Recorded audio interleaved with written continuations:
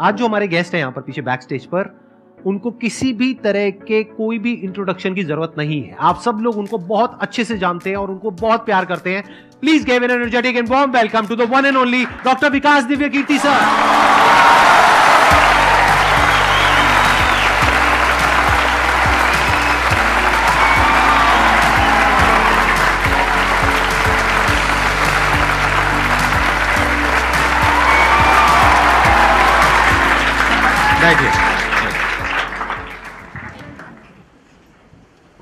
मैं सबसे पहले आपको धन्यवाद देना चाहता हूँ धन्यवाद आपका आने के लिए। Thank you so much. क्योंकि जब से मैंने सीरीज शुरू करी है तब से हमारे कमेंट सेक्शन में कोई भी एक भी ऐसा वीडियो नहीं है जहां पर आपका नाम ना लिखा हो। कई बार मुझे ऐसा लगता है देख करके कमेंट सेक्शन को कि ये मैं अपने चैनल पे आया हूँ या आपके चैनल पे हूँ।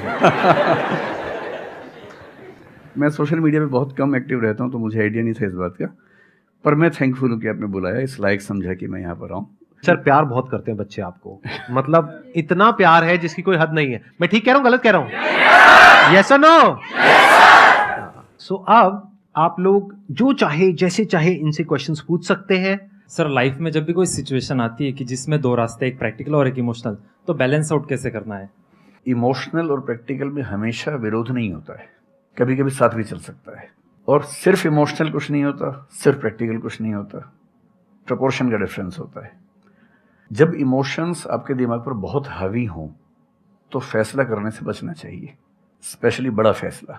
छोटा तो ठीक है कि आपके दोस्त ने कहा कि दोस्त नहीं एक फिल्म देखेगा मेरे साथ, आप इमोशनल हो जाके देख ली फिल्म, क्या हो गया, कोई नुकसान नहीं होगा। पर कोई ये कहे कि तो मुझसे प्यार नहीं करते, शादी नहीं कर सकते मुझसे और हमने शादी कर ली, ये ठीक नहीं है। सिर्फ इमोशंस में आके बहुत बड़ा फैसला मत कीजिएगा, चाहे वो करियर का हो, चाहे पार्टनर का हो, चाहे कोई भी फैसला हो। प्रैक्टिकल इतना नहीं हो जाना है कि आप मशीन, रोबोट या पत्थर बन जाएं।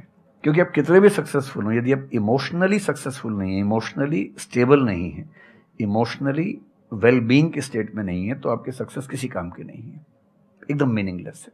सो the success in totality needs emotional happiness, emotional stability as well. इसलिए इमोशंस को खारिज करके जिएंगे तो शायद कुछ अचीवमेंट्स बड़ी हो जाएं, पर वो किसी काम के नहीं है। केवल इमोशंस पे चलेंगे तो हो सकता है कि अचीवमेंट जिंदगी में ज्यादा हो ना पाए। तो बैलेंस की बात है। और सबसे अच्छा तरीका है, जब बहुत इमोशंस हो, इंटेंसिटी बहुत ज्यादा हो, सिर्फ एक तरीका मैं जो अपनाता हूं, उस क्षण में फैसला नहीं करना है। कुछ भी हो, कोई कितना भी प्रेशराइज करे, सिर्फ इतना बोलिए कि मैं 24 घंटे बाद बताऊंगा आपको, थोड़ा सोचूंगा इस बारे में।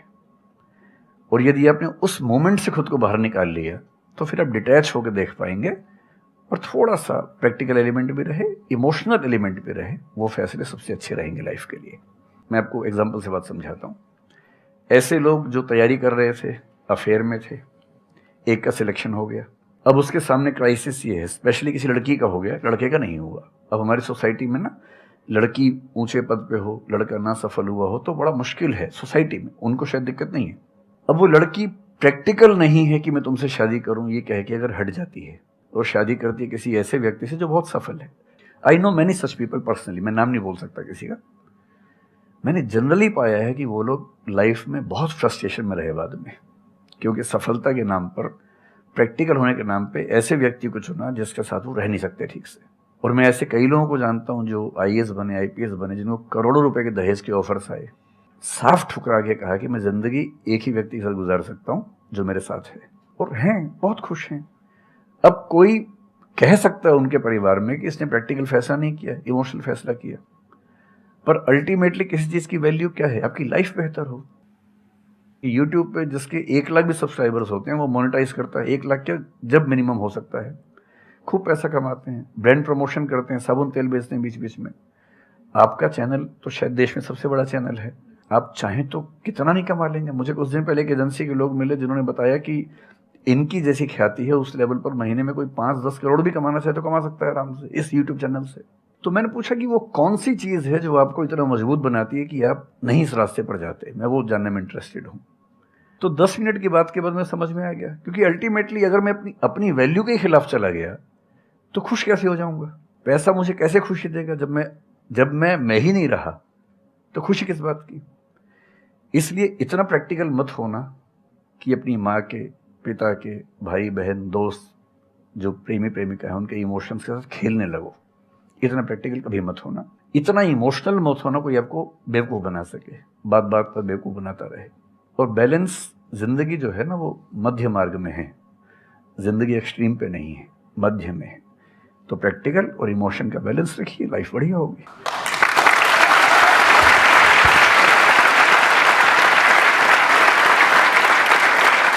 आपने सर इतने अच्छे से एक्सप्लेन किया, मेरे पास में कुछ है ही नहीं बोलने के लिए। यूजुअली मेरे पास में कुछ होता है ऐड करने के लिए, लेकिन आपने पूरा ही उसका ऐसा निचोड़ निकाल दिया। आपने YouTube पे इतना बोला कि सच में नहीं बचा होगा आपके पास। 6-7 साल पहले की बात है, मेरी एक स्टूडेंट थी जो सुसाइडल टेंडेंसी की शिकार थी उस समय। उसके घर में कुछ ऐसी ट्रेजेडी, उसकी मदर की डेथ हुई थी, और एक ऐसी ट्रेजेडी जो बहुत ही रेयर किस्म की ट्रेजेडी है, जो शेयर करना ठीक नहीं है यहाँ। तो वो मेरे पास आई और मुझे लगा कि आज मैं पहली बार किसी ऐसे व्यक्ति से बात करूं जो डिप्रेशन में है और सुसाइड कर सकता है अगले 1-2 दिन के अंदर अंदर। अब मैं परेशान था कि मैं कैसे मैनेज करूं, और मुझे मोटिवेशन की ऐसी जानकारी उस समय तो बिल्कुल नहीं थी, बाद में थोड़ा बहुत पढ़ा। तो मैंने उससे कहा कि अच्छा तुम घर जाओ, मैं कुछ देखता हूँ। फिर मैं घर गया, नेट पे सर्च करना शुरू किया। करते करते मुझे आपका एक वीडियो मिल गया, अनस्टॉपेबल, शायद कुछ आपने एक वो बनाया था उस समय। तो मैंने वो थोड़ा सा देखा, 10 मिनट का। मुझे लगा कि ये जो है ना, ये इंजेक्शन है किसी मतलब डिप्रेस्ड व्यक्ति को तुरंत मोटिवेट करने के लिए। तो मुझे ध्यान है कि मैंने उसको वीडियो का लिंक भेजा। मैंने कहा देखो, जिंदगी अपने रास्ते पे चलेगी, ठीक हो जाएगी। जब जब मूड ऐसा हो, बहुत डिप्रेसिंग हो, सुसाइडल मन करे, उस समय वीडियो देखना ध्यान से, और कम से कम उस बुरे फेज से बाहर निकल जाओगी। और फिर मैंने वो वीडियो अपने फैमिली में भी 2-3 बच्चों को भेजा, जो बच्चे उस क्राइसिस में होते थे। तो मैं बहुत थैंकफुल हूँ उन सब बच्चों की जान बचाने में क्या बात कर बड़ी भूमिका है। Thank you so much sir, it means a lot to me. ये तो आपने बहुत बड़ी बात कह दी सर, मेरे लिए बहुत बड़ी बात है ये। नहीं, कई बच्चों की जान बचाई होगी आपने जरूर। जो वो एक मोमेंट होता है, उस मोमेंट में कोई बचा ले तो लोग बच जाते हैं, वो मोमेंट क्रॉस हो जाए तो फिर चीजें बिगड़ जाती हैं। हेलो सर, नमस्ते। नमस्ते सर, बोथ ऑफ यू, मैं हमेशा से आप दोनों की बहुत फैन रही हूँ। मुझे बस ऐसा लग रहा है कि मैं सपना देख रही हूँ, मेरे लिए रियलिटी नहीं है।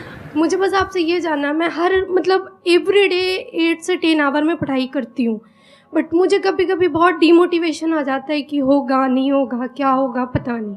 देखिए, डीमोटिवेशन अगर आपको दिन भर में 1 घंटे आता है। नहीं सर, ऑलमोस्ट टाइम पढ़ाई करने के बाद 2-3-4 दिन के बाद ही होता है, कंटिन्यूअसली नहीं होता। अगर महीने में 4-5 बार आता है और 1-1 दिन के लिए आता है, तो इसका मतलब आप एकदम ठीक हैं। अगर कोई व्यक्ति आपको ये कहे कि मुझे डिमोटिवेशन कभी नहीं होता, तो उसको इलाज की ज़रूरत है। आपको ज़रूरत नहीं है, क्योंकि जब आप अपने से बेहतर व्यक्ति को देखेंगे, आपको थोड़ा सा इन्फीरियरिटी कॉम्प्लेक्स आएगा, डिमोटिवेशन आएगा। जब आप अपने से कमज़ोर को देखेंगे, आपको सुपीरियरिटी कॉम्प्लेक्स आएगा, थोड़ा सा मोटिवेशन ज़्यादा हो जाएगा। जिस दिन टारगेट पूरा हो जाएगा, मोटिवेशन आ जाएगा। जिस दिन टारगेट पूरा नहीं होगा, डिमोटिवेशन आएगा। जिस दिन टेस्ट में आपके मार्क्स अच्छे आएंगे, आप मोटिवेशन के साथ लौटेंगे। जिस दिन खराब आएंगे, डिमोटिवेशन होगा। लेकिन ध्यान रखिए, जिस दिन आप मोटिवेटेड हैं, उस दिन आप वजह बन गए कईयों के डिमोटिवेशन की। लगातार मोटिवेटेड होना एक मेंटल इलनेस की निशानी है, और लगातार डीमोटिवेटेड होना डिप्रेशन की निशानी है। इन दोनों से बचना है। तो डीमोटिवेशन की बहुत हाइप है, इतनी हाइप की ज़रूरत नहीं है। थोड़ा बहुत हो, एंजॉय कीजिए उसको। और जब जब लगे कि ज़िंदगी बहुत ख़राब चल रही है, तो मैं जो करता हूँ, अजीब सा लगेगा आपको, मैं कभी कभी शमशान घाट चला जाता हूँ। सच कह रहा हूँ, ये सुनी है आपने वीडियोस में भी कहा है। सच में चला जाता हूँ, या ट्रॉमा सेंटर चला जाता हूँ देखने के लिए। ट्रॉमा सेंटर में जाके 1 घंटा बैठ के आ जाइए, मोटिवेशन आ जाएगा।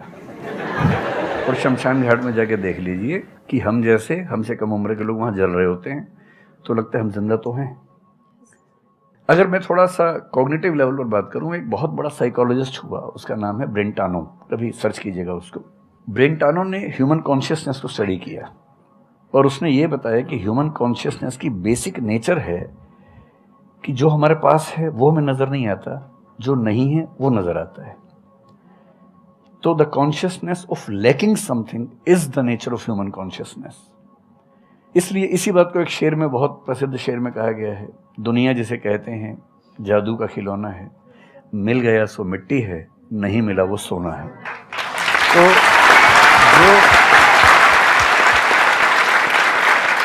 तो जो आपको नहीं मिलेगा ना, हमेशा बड़ा होकर दिखेगा, जो मिलेगा छोटा हो जाएगा। तो ईमानदारी इसमें है कि जब जब डिमोटिवेशन और डिप्रेशन हो, एक कागज़ लेके बैठ जाइए और एक तरफ लिखिए मेरी ज़िंदगी में ऐसा क्या क्या है जो दूसरों के पास नहीं है। पेज भर जाएगा पूरा। तो जो है उस पर ध्यान दीजिए और एंजॉय कीजिए। मेरा क्वेश्चन है कि आजकल बहुत लोग बोलते हैं कि एजुकेशन सिस्टम हमारा पुराना हो गया है और बहुत लोग बोलते हैं कि इसे चेंज करना चाहिए और ये सारी चीज़ें बहुत पुरानी हो रही है जो हम अभी करंटली पढ़ रहे हैं। तो इस पे आपका ओपिनियन क्या है? एजुकेशन सिस्टम में तो बहुत मेजर चेंजेस की ज़रूरत है और ये बात भारत सरकार ने एक्सेप्ट भी की है, नई पॉलिसी भी लेके आए हैं। मतलब मुझे लगता है कि कई लेवल्स पे देखना है। सबसे पहले तो ये डिफाइन करना ज़रूरी है कि एजुकेशन का पर्पज़ है क्या। क्या पर्पज़ केवल नौकरी लेना है, एक जॉब मिल जाए, वही पर्पज़ है? मैं उससे एग्री नहीं करता हूँ।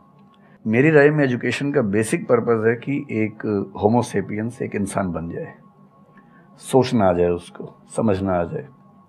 कोई राजनेता या धर्मगुरु उसको गधा ना बना सके, बेवकूफ़ ना बना सके। उसे इतनी समझ हो कि वो चीज़ों को फैक्चुअली, ऑब्जेक्टिवली समझ सके, तर्क कर सके, बहस कर सके और अगर तर्क और बहस में सामने के तर्क ठीक हैं तो उनको एक्सेप्ट भी कर सके, इतना विनम्र भी रहे। बेसिकली पर्सनैलिटी ग्रूमिंग का प्रोसेस एजुकेशन है, वो केवल नौकरी का मामला नहीं है। पहली गलती तब होती है जब हम उसको केवल नौकरी का मामला मान लेते हैं। मतलब नौकरी ज़रूरी है, ऐसा नहीं कि ज़रूरी नहीं है, लेकिन वो सिर्फ वो उसका पर्पज़ नहीं होना चाहिए। सेकेंडली, कई ऐसी चीज़ें जैसे अगर बहुत विस्तार में तो मेरी जा सकते हैं, जैसे एक बहुत छोटी बात है सेक्स एजुकेशन हमारी सोसाइटी में। ये इतनी ज़रूरी चीज़ है। स्कूल में जो एडोलेसेंस की एज के लोग हैं, 12, 13, 14 की एज के लोग हैं, उनको वो सब चीज़ें बताएं ताकि गलत सोर्सेज से इंफॉर्मेशन ना मिले, कोई गलती ना कर बैठें। हेल्थ एजुकेशन के रूप में हो, उनको सारी चीज़ें पता हों, ठीक हाथों से पता हो, ठीक तरीके से पता हो। फिर मेरा ख्याल है कि जैसे IITs में अब तो होने लगा है, पहले क्या था कि हम टेक्नोलॉजी सेंट्रिक एजुकेशन पर ज़्यादा फोकस करते थे कि आपने मशीन को समझ लिया, तकनीक को समझ लिया, हो गया, इंसान को नहीं समझा। टेक्नोलॉजी पढ़ने वाले लोग समाज और इंसान से एकदम कटे हुए थे। अब तो ह्यूमैनिटीज़ के कुछ सब्जेक्ट्स पढ़ाने की परंपरा शुरू हो गई है। एक होलिस्टिक एजुकेशन हो। ह्यूमैनिटीज़ वाला बच्चा केवल हिस्ट्री, पॉलिटिकल साइंस, सोशियोलॉजी पढ़ता है, उसको कोडिंग का सी भी नहीं आता, टेक्नोलॉजी बिल्कुल नहीं आती उसको MS एक्सेल भी नहीं पता क्या होता है। टेक्नोलॉजी वाला सिर्फ टेक्नोलॉजी पढ़ता है, वो ह्यूमन ब्रेन को नहीं पढ़ना चाह रहा, सोसाइटी को नहीं पढ़ना चाह रहा। क्यों नहीं एक ऐसी शिक्षा हो जिसमें एक इंटीग्रेटेड अप्रोच हो, होलिस्टिक अप्रोच हो कि हम खुद तय कर सके कि किस किस एरिया में हमें ज़्यादा जाना है और एक बेसिक अंडरस्टैंडिंग हर चीज़ की हो। तो बेसिक 3 फार्मूले माने जाते हैं। एक यूनिवर्सलाइजेशन ऑफ प्राइमरी एजुकेशन है कि 10वीं क्लास तक की शिक्षा हर बच्चे को मिले, ठीक से मिले। वोकेशनलाइजेशन ऑफ सेकेंडरी एजुकेशन यानी 11वीं 12वीं की पढ़ाई का पर्पज़ है कि बच्चा ये समझ पाए कि उसको ज़िंदगी में आगे कहाँ जाना है। और फिर जो हायर एजुकेशन है वो सबको करने की ज़रूरत नहीं होनी चाहिए, वो शौक पूरा करने के लिए नहीं है, वो शादी का वेटिंग रूम नहीं है, वो उसके लिए है जिसको सच में आगे पढ़ना है। वो उतना पढ़े, सब्जेक्ट चूज़ करे और फिर उसमें गहराई से रिसर्च करे ताकि डेवलपमेंट के रास्ते पर अब बढ़ें। हम एजुकेशन के मामले में बहुत बुरी स्थिति में हैं। मैं तो जिस उम्र में हूँ, मेरा अब तो पर्पज़ भी ये बन गया है कि अब मैं उसी पे कुछ काम करूँ। एक यूनिवर्सिटी शुरू करने की योजना मेरे मन में है, इनसे मैंने शेयर भी किया था। और मैं जिस तरह का विश्वविद्यालय सोचता हूँ वो नौकरी देने के पीछे पागल नहीं होगा, वो होमो सेपियंस को कायदे का इंसान बनाने की कोशिश करेगा। नौकरी तो उसका एक पार्ट है। मतलब आप जितने भी सफल लोगों को देखेंगे जनरली, जैसे मैंने इन्हीं से पूछा, ये जिस फील्ड में सफल हैं, इनका जो करियर है, अगर मैं इसको छोड़ भी दूं तो अदरवाइज भी जो इनका करियर है वो उस विषय से जुड़ा हुआ नहीं है जो इन्होंने पढ़ा है ग्रेजुएशन में। मेरा भी नहीं है, आमतौर पे किसी का भी नहीं है। 90% लोगों को मैं देखता हूँ जो सक्सेसफुल हैं, उनके ग्रेजुएशन के सब्जेक्ट में और लाइफ की फील्ड में कोई लिंक नहीं है। तो बेसिक पर्पस क्या है? वो स्मार्टनेस बाहर आ जाए, ग्रूमिंग हो जाए, इंटेलिजेंस है, इमोशनल इंटेलिजेंस है, वो सब जो टूल्स हैं वो उस बच्चे को सीखने को मिल जाए ताकि फिर वो ज़िंदगी को फेस कर सके, इनोवेट कर सके, नए रास्ते निकाल सके। 1000 रास्ते दुनिया में होते हैं। तो सच बात है कि काफ़ी चेंजेस की ज़रूरत है और आप और हम मिलकर करेंगे चेंजेस। एजुकेशन वाइज अगर देखा जाए तो मैंने बहुत ज़्यादा कुछ नहीं किया है अपनी लाइफ में, बट मेरे स्टैंड पॉइंट से अगर आप देखोगे कि एजुकेशन क्या है, तो एजुकेशन का सबसे बड़ा गोल ये है कि एक इंसान का दिमाग खुले, बजाय कि उसका दिमाग इतना नैरो डाउन हो जाए कि उसको लगे कि बस यही अगर हो गया तो सक्सेस है, ये नहीं हुआ तो फेलियर है। आप अनगिनत तरीकों से अपने गोल को, अपने पर्पस को, या जो भी आप करना चाहते हो उसको अचीव कर सकते हो। एजुकेशन का सबसे बड़ा गोल ये होना चाहिए, और वही मेरी कोशिश है अपने इन सेशंस के थ्रू करने की, कि एक इंसान का दिमाग खुल जाए, उसके दिमाग में एक पॉसिबिलिटी माइंडसेट आ जाए, ना कि एक लिमिटेड माइंडसेट हो कि बस ये हो गया तो बहुत है। अब प्रॉब्लम क्या है, ये जो लिमिटेड माइंडसेट है ये बहुत लोगों का है, करोड़ों लोगों का है, तो वहां पे कंपटीशन भी बहुत है। पॉसिबिलिटी माइंडसेट जबकि देखा जाए तो ज्यादा इंटरेस्टिंग है, लेकिन बहुत कम लोगों का है और वहां पे कंपटीशन कम है। और पॉसिबिलिटी माइंडसेट क्या होता है कि कोई भी काम अगर मैं कर रहा हूं, अगर वो नहीं हुआ तो इसका मतलब ये नहीं है कि मैं फेल हो गया, इसका मतलब ये है कि मैं क्रैक नहीं कर पाया। There has to be a way. ये एजुकेशन काम अगर कर दे तो रियल एजुकेशन हो गई हमारी। मतलब एक इंसान को, हाँ सॉरी, थॉमस एडिसन बल्ब के आविष्कार में लगा हुआ था, हाँ जी, 1000 बार फेल हुआ। तो किसी ने उससे पूछा कि यार तुम बार बार करते होता तो है नहीं तुमसे, क्यों कर रहे हो? तो उसने पता है क्या कहा, हर फेलियर के बाद मैं ये जानता हूं कि बल्ब इस तरीके से भी नहीं बन सकता, और अब मैं 1000 तरीके जानता हूं कि इन तरीकों से नहीं बनेगा, और उसके बाद वो तरीका ईजाद हुआ जिससे बना। एजुकेशन से एक इंसान का दिमाग इतना खुल जाए कि सबसे पहली चीज तो उसको ये समझ आए कि मैं कुछ भी नहीं जानता हूं। हाँ, एकदम ठीक बात है। एजुकेशन मस्ट बी सच कि वो लाइफ लॉन्ग आपका एक क्वेश्चनिंग माइंड बना ही रहे, कि आप कहीं भी हो, कुछ भी कर रहे हो, आपके दिमाग में क्वेश्चंस चले, questions related to the problems. जो भी आप काम कर रहे हो वो क्या है, अल्टीमेटली प्रॉब्लम सॉल्विंग है, तभी उस काम में वैल्यू है। अगर किसी की कोई प्रॉब्लम ही नहीं सॉल्व कर रहे हो तो उसमें वैल्यू कहां ऐड हो रही है, और वैल्यू नहीं ऐड होगी तो आपको पैसा कैसे मिलेगा, फिर चाहे जॉब हो चाहे बिजनेस हो। सो द आइडिया इज कि आपका दिमाग ये चलना चाहिए, अच्छा ये प्रॉब्लम है ना, पहले तो मुझे नहीं पता है कि इसको सॉल्व कैसे करना है, क्योंकि अगर आपको पहले से ही पता है तो आपको वही पता है जिस तरह से वो प्रॉब्लम सॉल्व होती आई है। That may not be relevant in today's context, but still आप उसको उसी तरह से सॉल्व करोगे जिस तरह से सब कर रहे हैं। वहां पर कंपटीशन है, फिर आप कहोगे कि कुछ हो नहीं रहा है। सो द आइडिया इज कि पहले तो ये प्रॉब्लम है जो मुझे अच्छे से समझ आई, मैंने इस पे फोकस किया, अब इसको सॉल्व करने के इन्फिनिट तरीके हैं, एक रास्ता नहीं है, बहुत सारे रास्ते हैं, मुझे पता नहीं है। This is the goal of education, कि मुझे नहीं पता है लेकिन पता किया जा सकता है। This is another goal of education. उसमें से कुछ तरीके काम करते हैं, कुछ नहीं करते हैं, यह भी हमको क्लियरली पता होना चाहिए। मतलब your personality must be dynamic, it must not be static.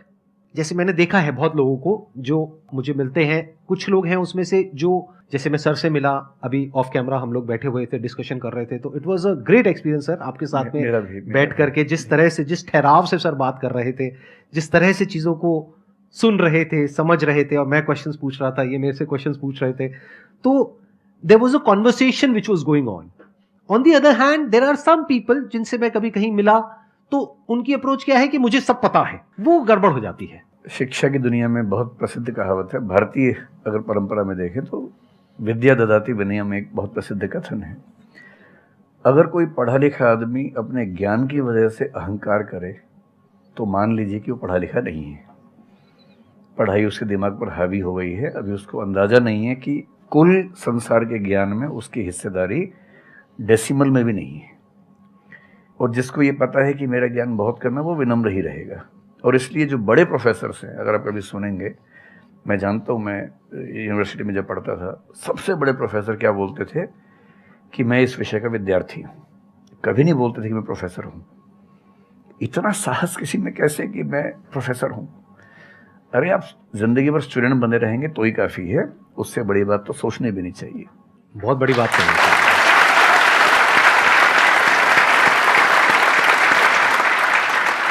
मतलब कि एजुकेशन का गोल आपको प्रोफेसर बनाना नहीं है, आपको स्टूडेंट बनाना है। हाँ।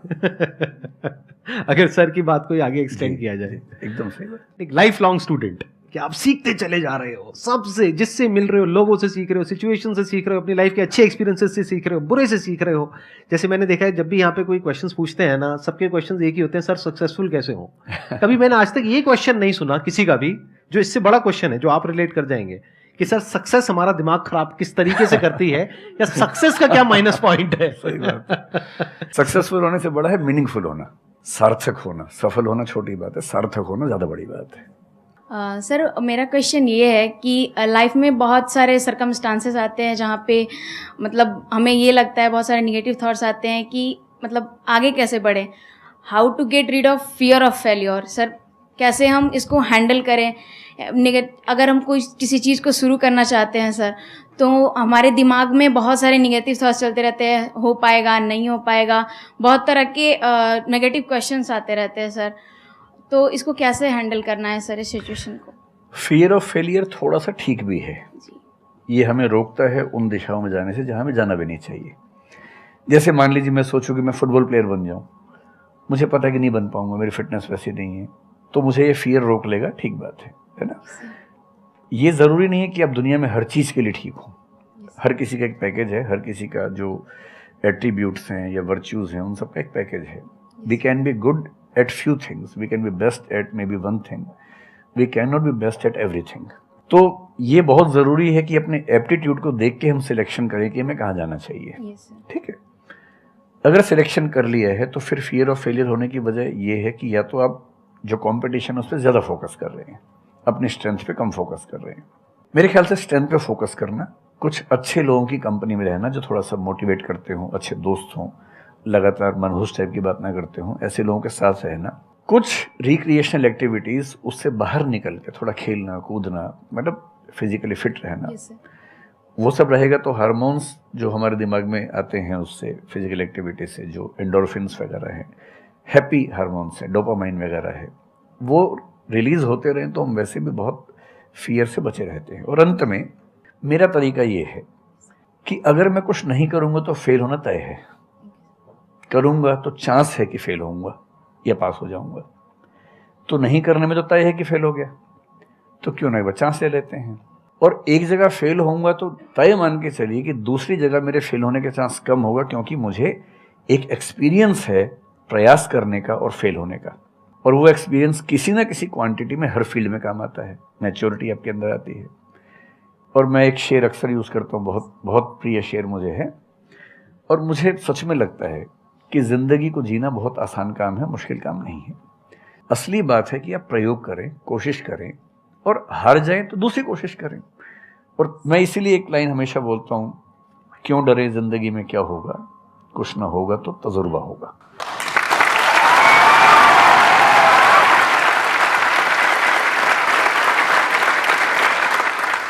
मुझे भी सर के जैसे मोटिवेशनल स्पीकर बनना है सर, पर मैं ये सोचती हूँ कि अगर मैं वीडियो बनाऊँगी, कंटेंट बनाऊँगी, तो सदीप सर को छोड़ के या फिर बहुत बड़े बड़े मोटिवेशनल स्पीकर्स हैं उनको छोड़ के मुझे देखेगा कौन। मतलब ये मेरे अंदर थॉट्स आते हैं कि अभी मेरा मतलब मैं 19 ईयर की हूँ, तो मैं जब वीडियो कंटेंट बनाऊँगी तो मैं कुछ, मुझे ऐसा मतलब मेरे अंदर ये थॉट है कि मैं कोई बड़ा आदमी नहीं हूँ या फिर कुछ बड़ा नहीं हूँ, तो मैं ये वीडियो कैसे डाल सकती हूँ, लोग क्या सोचेंगे कि मतलब तू ये तो खुद कुछ नहीं है और लोगों को मोटिवेट कर रहा है, ऐसा मेरे अंदर थॉट आता है। पहले या तो कुछ कर लीजिए ज़िंदगी में, उसके बाद मोटिवेट कर लीजिए, और नहीं तो मोटिवेशन एक पूरी साइंस है, साइकोलॉजी से जुड़ी साइंस है, उसको ठीक से पढ़ के रिसर्च करके उससे बात कीजिए। शुरू में तो जब इन्होंने भी शुरू किया होगा, कहाँ शुरू में लोग जानते होंगे, बड़ी लंबी स्ट्रगल होती है, किसी भी फील्ड में इतनी लंबी स्ट्रगल है। देखिए जो आदमी सफल है ना, आप ये जो हमारा वर्तमान है ये ऐसे ही नहीं बन गया है। हर सफल आदमी का एक बहुत लंबा अतीत होता है जिस पर नज़र किसी की नहीं होती है। और बशीर बद्र ने एक बड़ी गहरी बात कही थी, ये फूल मुझे कोई विरासत में मिले हैं, तुमने मेरा कांटों भरा बिस्तर नहीं देखा।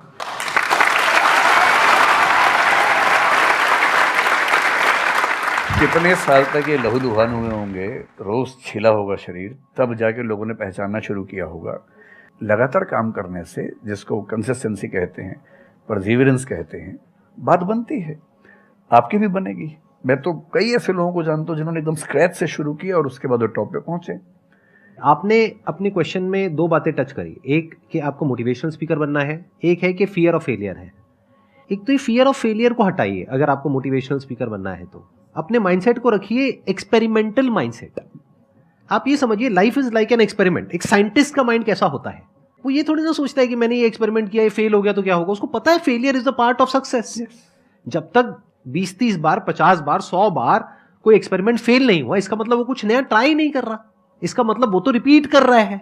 जैसे स्कूल में बच्चे करते हैं लेबोरेटरी में कि बुक में देखा बस उसको कॉपी किया, तो दोनों में फर्क हो गया ना। एक है कुछ नया डिस्कवर करना, कुछ नया क्रिएट करना, एक है जो क्रिएट हो चुका है उसको रिपीट करना।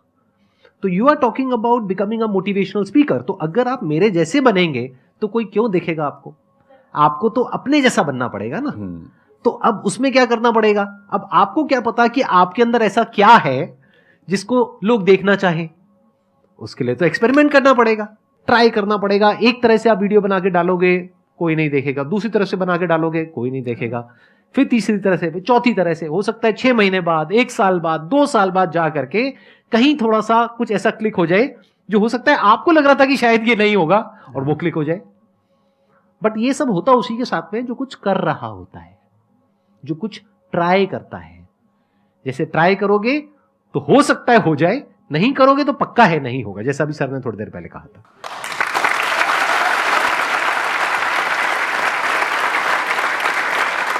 Thank you so much sir, यहां पर आने के लिए।